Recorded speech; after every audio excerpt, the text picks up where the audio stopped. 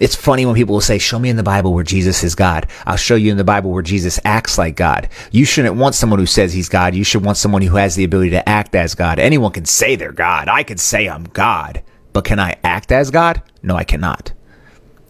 One aspect of God is he is creator of heaven and earth. One aspect of God is he controls all of creation. Jesus controls all of creation.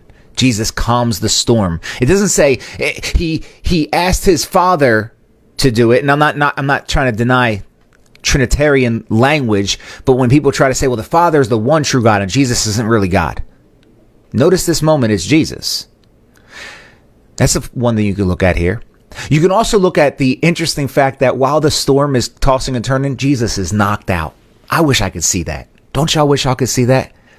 Because he dawned humanity, but he's God. He ain't worried about no storm. He knows who the Father is, and therefore he knows 100% fact all will be well. It doesn't matter how much the waves rock.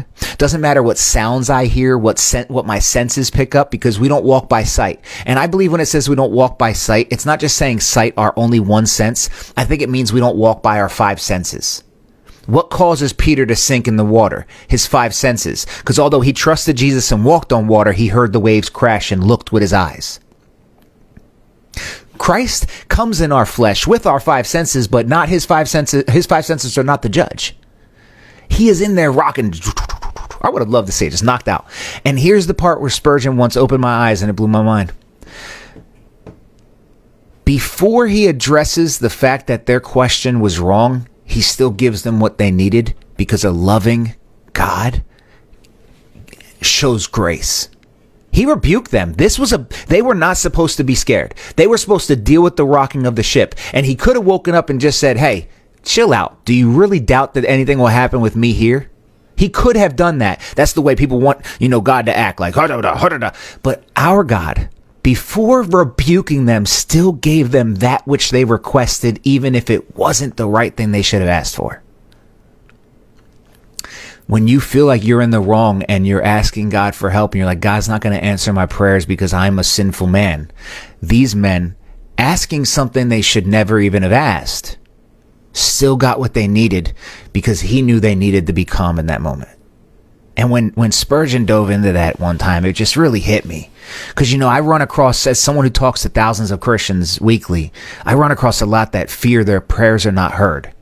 And why they fear it's not heard, that list, grows by the day, whether it be their own disobedience, their own sinful ways, their own failures.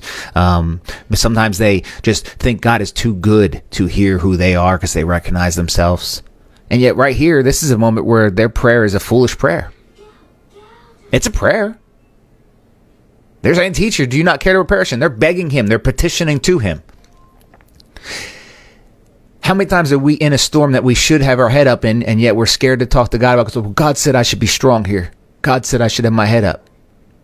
Yeah, but even the disciples got scared in moments, and yet he was still there for them to comfort them. Even if their prayer was wrong. Even if he rebukes them. He doesn't say, why are you so afraid? Man up.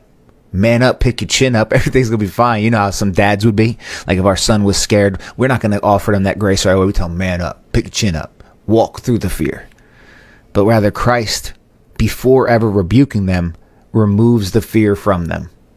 And that's something that I can learn as a father and as a brother in Christ. And sometimes it's not about being right.